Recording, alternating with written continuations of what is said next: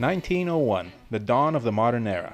In the United States, Butch Cassidy and the Sundance Kid are robbing trains while new President Teddy Roosevelt advises Americans to speak softly and carry a big stick. A 19-year-old by the name of Pablo Picasso opens his first exhibition in Paris, and George M. Hendy and Oscar Hedstrom produce a prototype motorcycle, the first Indian. 1903, the United States sees its first World Series. The Wright brothers achieve heavier-than-air flight, while in France, a little bicycle stage race has its first running. In Milwaukee, William S. Harley and Arthur Davidson stick a 116cc motor on a bicycle, and a legend is born. Over the next half-century, Harley and Indian battle for supremacy in the showrooms and on the racetracks around the nation. They carry Americans on their adventures and to 2 world wars. Models like the Chief, Scout, Sportster, and WL go down in history as examples of classic Americana.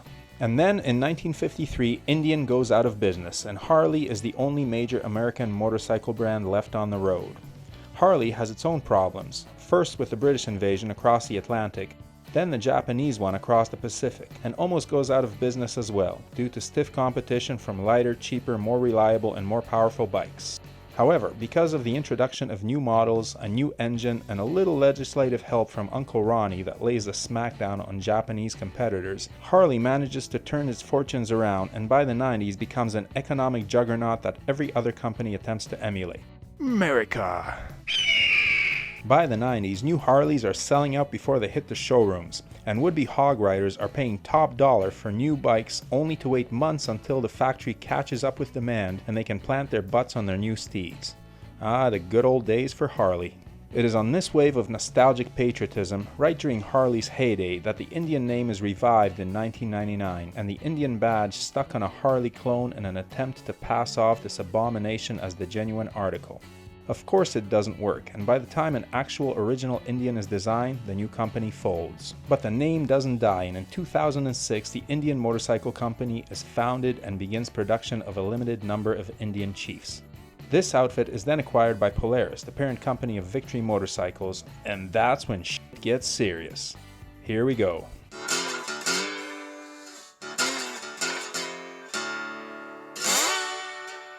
Don't forget to subscribe to the channel and check out my bike reviews and comparisons as well as other videos on motorcycling culture.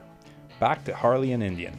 In 2011, Indian is revived for real, and for the first time in 58 years the Harley-Indian battle is back on. It's a battle that benefits the consumer by forcing the two companies to drastically improve their products, enjoying the 21st century. Liquid cooling? Check. First the Scout, then the street models, then the rip-snorting FTR. Check out my review of that bike from last summer. And now the Pan America and the Bronx are raising the stakes, never mind the electric live wire. However, it is one particular bike that has ignited the smoldering feud like no other. For years, the Harley Davidson Road Glide has been a special model in the lineup. The quintessential high-priced, high-performance bagger. A perennial bestseller purchased by rugged, bestubbled, leather vest-wearing patriots wanting to assert their individuality by buying a Road Glide and outfitting it with genuine Harley Davidson accessories from the catalog. I know what you're thinking. No right-minded company would dare challenge this colossus among bikes. This paragon of frame-mounted fairing bagginess. Except for Honda, Kawasaki, Yamaha, and BMW. But none of those bikes were American, you say. Yep, but Victory was, and yet none of them have threatened the Road Glide's supremacy. Until now. Introducing the Indian Challenger. A rather unfortunate name, seeing as it implies that the Harley is the champion, which it totally is. The Challenger has a 108 cubic inch liquid-cooled engine that produces, get this, 122 horsepower and 128 foot-pounds of torque. Absolutely spanking Harley's Milwaukee 8 and even crushing the super pricey and exclusive Harley CVO Limited, which pops out 97 horsepower and 110 foot-pounds. According to every report so far, the Challenger outperforms the Road Glide in every regard, and Indian is not shy about shouting these facts from every rooftop. The company has gone as far as procuring a Road Glide and producing a series of videos where Indian's testers run it against a Challenger in a drag race, then a tow-off, both bikes tow a truck, for what reason I can't imagine, a test of braking performance, and a lap of a race course designed to test handling. Furthermore, Indian has apparently gone and offered a Road Glide at Challenger test rides at their dealership so that customers can compare the bikes back to back. In response, they've baited Harley into a snarky ad that questions Indian's cred as a legit classic American motorcycle brand. The gloves are off and the furs are flying. All that remains is to get some popcorn and enjoy the mudslinging, because when this happens, it's fun for everyone. What should we make of this though? Several things. 1. Indian must be pretty confident about its bike to pit it against the industry leader so blatantly. The Challenger is clearly the better performing bike. 2. Performance doesn't matter one bit. These are baggers. Guys don't buy these bikes to drag race them, tow trucks with them, or see who can do the fastest lap.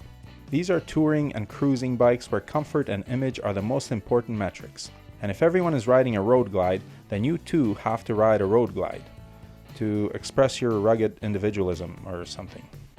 If being on the fastest and best handling bagger with a frame-mounted fairing was really that important to the guys who buy these bikes, they'd all be riding BMW K1600 GTs. But they're not. Why?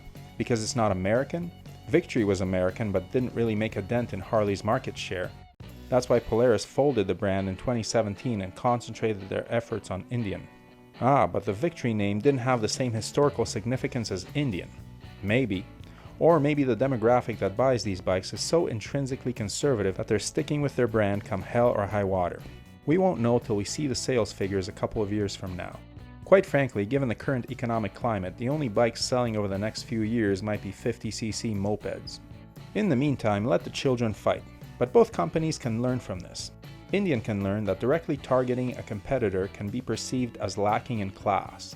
They may also learn, to their dismay, that beating a competitor at the drag strip does not mean they will beat them on the sales floor. And Harley can learn that offering underpowered, air-cooled 1930s tractor technology in an expensive premium product and expecting the customer to spend thousands more to make that product competitive with other brands opens the door for those other brands to create something that's good out of the box, and then talk smack about your market-leading bike. In truth, both of these companies are in trouble. Harley's profits have been sliding as their target demographic ages out of riding motorcycles, and Indian and Harley have both just spent a fortune on R&D developing very expensive new bikes which will hit the market at the start of the worst economic crisis since the Great Depression. Not many consumers are too keen on dropping 30 G's on a luxury product right now, and who can blame them? But both companies have deep pockets and should weather this crisis. What kind of shape they will be in when we all emerge on the other side of this storm is another matter. Let's hope that a year from now we're all riding our Harleys and Indians and Ducatis and KTMs to the local Starbucks for a sip of latte, rather than our 50cc mopeds to the government office to collect the dole, while wearing gas masks. On that cheery note, I'll sign off. Subscribe, subscribe, subscribe. Share this video and support the channel. What's coming up? Motorcycle test rides like last year? Maybe, if we're lucky. I will be trading in my giant touring adventure bike and Brooks beginner bike for one smaller, economical motorcycle that we can share. We have to tighten our belts and save on maintenance and insurance. Stay tuned to see which bike we go with. I'll make a series out of our search. Stay safe, my friends. Remember to put into practice all those helpful suggestions that will keep a certain bug away. Ride smart, ride safe, and may the spokes be with you.